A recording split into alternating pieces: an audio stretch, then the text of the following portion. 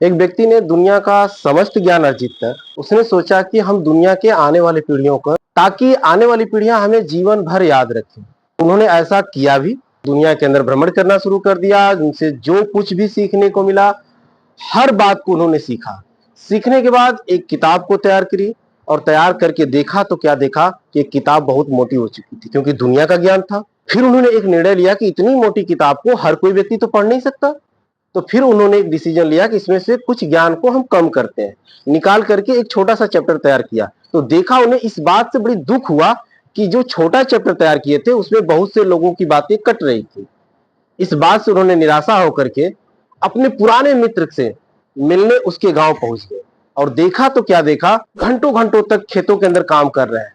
ऐसा देख करके उस मित्र से दुख भरी बातों से कह रहे थे कि मित्र, तुम्हें ऐसा करते हुए देख करके मुझे बहुत दुख हो रहा है। मित्र ने मुस्कुराते हुए कहा था कि मित्र, भोजन मुफ्त में नहीं मिलते। उन्होंने फिर अपने मित्र की आंखों में देखा और देखते हुए कहा, मित्र, ये बात एक बार फिर बोलो ना। मित्र ने फिर कंधे पे हाथ रख के बोला, भोजन मुफ्त में नहीं। बोला कि मैं जिस ज्ञान को ढूंढने के लिए पूरी दुनिया को घूम डाला, वो ज्ञान हमें नहीं मिल पाया। क्या पता मेरा मित्र किसान इसके पास इस प्रश्न का उत्तर है। उन्होंने कहा कि मैं दुनिया के आने वाली पीढ़ियों को यह संदेश दे सकता हूं कि भोजन मुफ्त में नहीं मिलता। जो हम बोएंगे वही हम काटेंगे।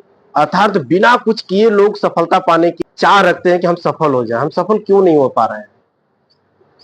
जब तक आप एक फैक्ट्री नहीं लगाएंगे, आप कभी मालिक नहीं बन सकते।